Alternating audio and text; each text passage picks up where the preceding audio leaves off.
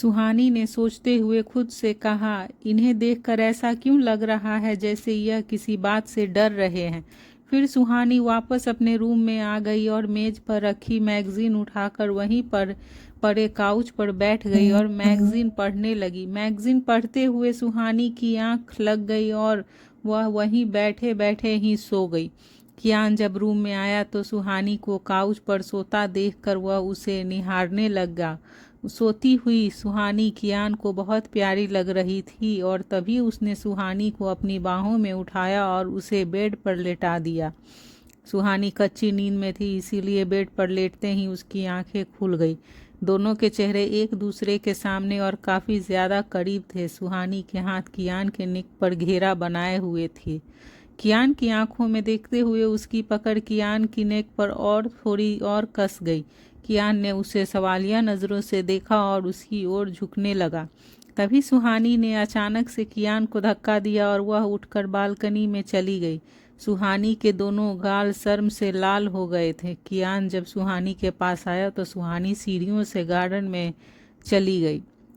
उसे देखकर कियान के होठों पर क्यूट सी स्माइल आ गई और वह भी उसके पीछे पीछे गार्डन में चला गया। तभी सुहानी ने उसे वहां देखकर कसकर गले से लगा लिया।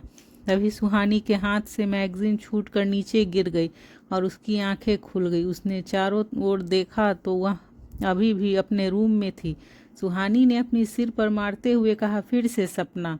यह कहकर उसने अपना सिर झटक दिया और घड़ी की तरफ देखा तो रात के 11 बज रहे थे और कियान अभी तक घर नहीं आया था। सुहानी ने वरिड होते हुए कहा, ये कहाँ रह गए? अब तक तो आ जाते थे, फिर आज इन्हें आने में इतना टाइम क्यों लग रहा है? फिर उसने गुस्सा करते हुए आगे कहा, वैसे तो हमेशा ही जल्दी आ जाते थे, पर आज जब मैं इनका इंतज़ार कर रही हूँ तो वह घर आना ही नहीं चाह रहे हैं। ठीक है, अब मैं भी इंतज़ार नहीं करूँगी, मैं जा रही हूँ सोने अपने पहले वाले रूम में। रहे वह इस रूम में अकेले ही। यह कहकर वह गुस्से में पैर पटकते हुए वहां से चली गई। उसके जाने के 15 मिनट बाद ही कियान ऑफिस से घर आ गया। उसने देखा, ऐसा लग रहा था कि जैसे वह बहुत गुस्से में है। उधर सुहानी बेड पर इधर से उधर करवट ले रही थी, पर उसने नींद नहीं आ रही थी। वह उठी और वापस से अपने रूम की तरफ चली गई। कियान रूम में किसी से कॉल पर बात कर रहा था। दिखने से वह बहुत ज़्यादा एग्रेसिव लग रहा था और उसकी बैग रूम के डोर की तरफ थी। उसने अपने कान में ब्लूटूथ लगा रखा था। सुहानी जैसे ही रूम में एंटर हुई तो उसकी नज़र सामने खड़े कियान पर गई। उसे देखकर उसने कहा, फाइनली आप आ गए। यह कहकर वह खुद को कंट्रोल नहीं कर पाई और वह भागते हुए उसके पास आ गई और उसे पीछे से हग कर लिया। उसने अपने सिर को कियान की पीठ पर रखा हुआ था और उसने हाथ क्रश करके कियान के शोल्डर को पकड़ा हुआ था। जहां एक तरफ सुहानी कियान को हक कर खुश थी तो वहीं कियान को जैसे एक जोरदार झटका सा लगा था। सुहानी के ऐसे अचानक नज़दीक आने से वह एकदम से खामोश हो गया था। वहीं दूसरी तरफ कॉल पर बोल रहा शख्स हेलो हेलो कर रहा था कि तभी कियान ने ब्लूटूथ का बटन प्रेस करके कॉल कट कर दी। अचानक सुहानी के उसे हक करने से उसका दिल जोरों से धड़क रहा था, जिसे कियान भी महसूस कर रहा था। उसे समझ नहीं आ रहा था कि सुहानी को आज आखिर हो क्या गया है। हमेशा उसे दूर भागने वाली लड़की आज उसके इतने करीब कैसे आ गई। फिर उसने सुहानी का हाथ पकड़कर उसे अपने सामने किया। सुहानी के चेहरे पर एक अलग ही खुशी उसे दिख रही थी, पर वह उस खुशी की वजह नहीं जानता था। सुहानी ने उसकी आंखों में देखते हुए कहा, आई एम सॉरी, मैंने आपको गलत समझा। मैंने हर बात का दोष आपको दिया, आपको बुरा भी कहा और आपको धक्का भी दिया। मैंने आपको इतना मिसअंडरस्टूड किया, इस सब चीज़ों के लिए सॉरी।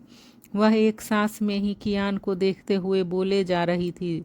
जज्बातों की लहर उसकी आंखों में दिख रही थी जो सारे बांध तोड़ कर बहने को तैयार थी। फिर कियान ने उसके होठों पर अपनी उंगली रख उसे शांत कर दिया।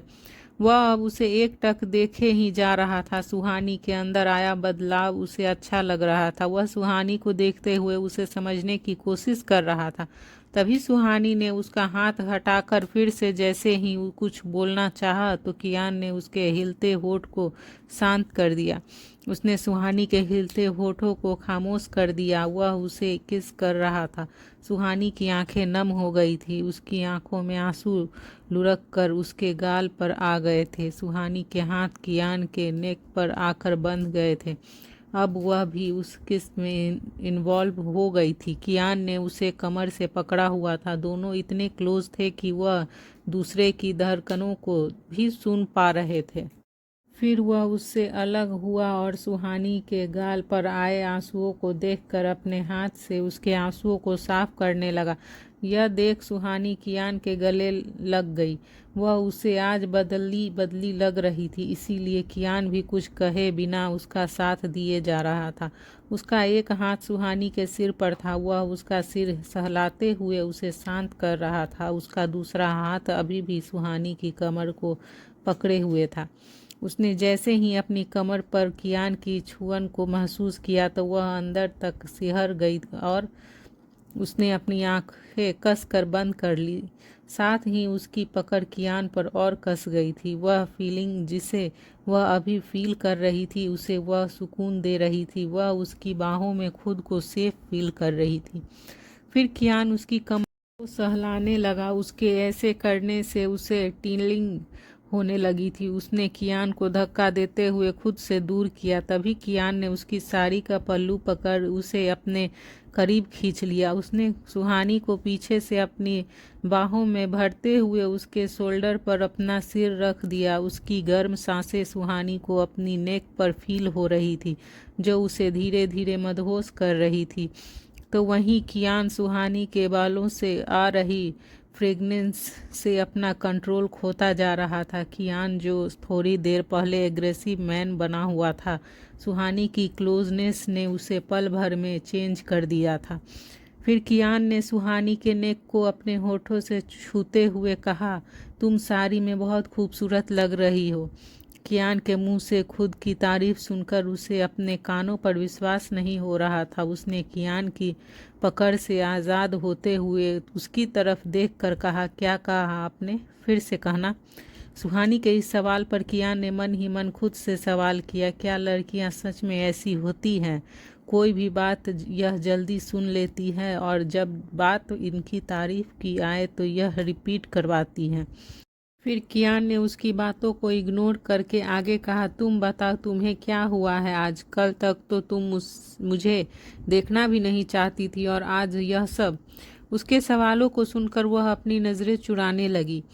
उसने बात को टालने के लिए बहाना बनाते हुए कहा, मुझे नींद आ रही है, मैं सोने जा रही हूँ। आप बहुत लेट आए हैं, हम कल बात करेंगे। यह कहकर सुहानी बेड की तरफ जाने लगी। तभी कियान ने उसका हाथ पकड़कर उसे रोकते हुए कहा, अब तक तुमने मेरी नफरत देखी है। यह कहकर उसने सुहानी को अपनी ओर खींचा और उसके चेहरे को अपने दोनों हाथ में भरते हुए आगे कहा, अब तुम मेरा। उसने अभी इतना ही कहा था कि तभी सुहानी उसे साइड करते हुए उसके आगे आ गई। कियान सुहानी के अचानक इस मूव से चौंक गया। वह अभी सुहानी के ऐसे करने की वजह समझने की कोशिश ही कर रहा था कि तभी सुहानी के कदम लड़खड़ाने लगे। जैसे ही सुहानी गिरने को हुई कि तभी कियान ने उसे जल्दी से पकड़ लिया। कियान उसे पकड़ने के लिए थोड़ा झुका और तभी एक बुलेट उसके सिर के ऊपर से होते हुए दीवार पर टंगी एक पेंटिंग पर लग जाती है और उसका कांच टूटकर फर्श पर बिखर गया। कियान ने सुहानी को देखा। उसके कंधे से थोड़ा नीचे गोली लगी थी और उसका खून बह रहा था। यह देखकर उसकी आंखें गुस्से से लाल हो गई। उसे ऐसा लग रहा था कि जैसे गोली किसी ने उसके दिल पर चलाई हो। फिर उसने सामने देखा जहां से वह गोली चली थी। चेहरे पर मास्क लगाए कुछ लोग हाथ में गन लिए उसके विला पर फायरिंग कर रहे थे। उसकी गन पर सेंसर लगा हुआ था। तभी कियान ने वहीं रखे एक वॉच को उठाकर उस शख्स की ओर फेंका। वॉच लगते ही उसके हाथ से गन छूटकर नीचे गिर गई। उसने जल्दी से सुहानी को अपनी बाहों में उठाया और उसे बेड पर लेटा दिया। सुहानी की आंखों से आंसू निकल रहे थे। उसकी आंखें धीरे धीरे बंद हो रही थी। उसने सुहानी के गाल पर हाथ से टैप करते हुए उसे होश में रखने की कोशिश करते हुए कहा, ट्रस्ट मी, मैं तुम्हें कुछ नहीं होने दूंगा। सुहानी ने उसकी बात पर धीरे से अपनी पलकें झपका दी और फिर उसकी आंखें बंद हो गई। कियान के चेहरे पर दर्द और गुस्सा दोनों था। उसने गुस्से में दांत पीसते हुए कहा, मैं तुम्हें खुद से दूर नहीं जाने दूंगा। You are only my. तुम्हारी धड़कनों पर भी सिर्फ मेरा हक है। मेरी मर्जी के बिना यह धड़कनें रुक नहीं सकती। कुछ ही देर में विला जंग का मैदान बन गया था। राहुल उन लोगों से लड़ते हुए ऊपर आ गया था तो वहीं शिवा बाकी आदमियों के साथ विला के गार्ड में लड़ रहा था। राहुल को देखते ही कियान ने उसे कहा, टेक केयर हर, उसे कुछ नहीं होना चाहिए। यह कहकर कियान ने राहुल के हाथ से गन ले ली और बाहर चला गया। वह कियान को उसके डेंजरस ओरा में देखकर सहम गया था, इसीलिए उसके मुंह से एक वर्ड नहीं निकला। वह जल्दी से सुहानी के पास गया और डॉक्टर खन्ना को कॉल करने लगा। कियान अपने रूम से निकलकर बाहर आ गया था। उसके सामने जो भी आ रहा था वह उसे शूट कर दे रहा था। उसकी आंखों में गुस्से की आग जल रही थी। वह उस आग से सबको जला देना चाहता था। हॉट और हैंडसम दिखने वाला कियान अभी साक्षात जल्लाद लग रहा था। उसका डेंजरस रूप देखकर उसके रास्ते में आने वाले लोग भी उसके खौफ से इधर उधर भाग रहे थे। कियान ने अब तक विला के अंदर घुसे सभी लोगों को मार दिया था। अब वह बाहर आ गया था। जॉन शिवा के से फाइट कर रहा था। उसने शिवा को बहुत घायल कर दिया था। शिवा उसके सामने अब खड़ा भी नहीं हो पा रहा था। उसके मुंह और शरीर से खून निकल रहा था। कियान ने अपने हाथ में पकड़ी हुई गन को साइड में फेंक दिया और शिवा को साइड करते हुए जॉन के सामने खड़ा हो गया। जब जॉन ने कियान को अपने सामने देखा तो उसने होठों को तिरछा करके स्माइल किया और अपनी पूरी ताकत के साथ कियान पर वार किया। उसका पंच कियान की चेस्ट पर आकर लगा था, पर वह उसके पंच से 1 इंच भी नहीं हिला। जॉन यह देखकर शॉक्ड हो गया। जॉन का पंच खाने के बाद सामने वाला इंसान गिरने के बाद उठता नहीं था, पर कियान पर उसके पंच का कोई असर नहीं पड़ा। उसने कियान को गुस्से में देखते हुए कहा, आई विल डिस्ट्रैक्ट यू। कियान ने उसकी बात का जवाब अपने पंच से दिया। उसका मुक्का जैसे ही जॉन के सीने पर लगा, वह धड़ाम से नीचे गिर गया। गुस्से और सुहानी की ऐसी हालत ने मानो कियान के स्टेमिना को डबल कर दिया था। वह वीक की जगह और स्ट्रांग हो गया था और एक मजबूत चट्टान जैसा लग रहा था। जॉन ने उठकर फिर से उस पर वार किया। इस बार भी कियान ने उसे उतने ही फोर्स के साथ मुक्का मारा और फिर उसे लगातार मारते ही रहा। कियान ने उसे इतना मारा कि वह अब अपने पैरों पर खड़ा भी नहीं हो पा रहा था। कुछ ही मिनटों में जॉन की ऐसी हालत हो गई थी कि वह ऑन द स्पॉट ही मर गया था।